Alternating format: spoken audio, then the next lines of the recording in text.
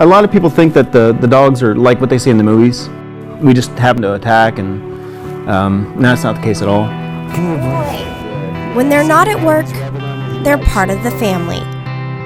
But when they're on the job, there's no quit in them. I mean, they'll go until they can't go anymore. Sergeant Chris Cimino in the police force for 10 years began working with SAPD's K9 unit last May. In March of this year, the unit received 2 new 4-legged rookies, making 4 dogs total for the team. Cimino says the process wasn't easy and the dogs not cheap because their breed, Belgian Malinois and Dutch Shepherds, are born ready to work. If I go out there in civilian clothes, like, pair of khaki shorts and a t-shirt, it's like, oh, okay, we're going to play a game. If I come out dressed like this, he's like, we're going to go play. The handler and their dog spent a month together at a training facility in Pipe Creek, where the initial bond between dog and handler is built. Cimino says that alone is very easily a double-edged sword. It's different with a police service dog.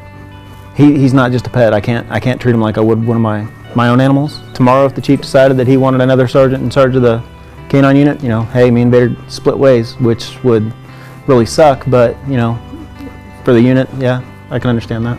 Sergeant says the moment the dogs officially leave their training grounds, he knows the most difficult obstacles lie ahead. They have no experience with moving vehicles, alleys with barking dogs. Just getting them used to life in the city is a challenge. Because of those challenges, the 4 K9 officers spend long hours training every week, whether it's human tracking at Paul Ann, dope work on MLK, or their favorite. Anywhere from once a week to a few times a week, the K9 units train their dogs with this bite sleeve and this bite suit that weighs up to 25 pounds. Keeps you warm in the winter. So I think it's going to be the next fashion accessory in 2017. They really love it. I mean, they get to run and jump and chew on somebody. I mean, how could that not be fun? The suits might mean fun for the dogs, but when it comes down to it, they'll do what they're told. Sit. Police Department K9, stop now, send the dog, you'll get bit. If you socialize the dog too much, they're not going to work. And if you don't socialize them enough, they can become aggressive. So it's a fine line to walk.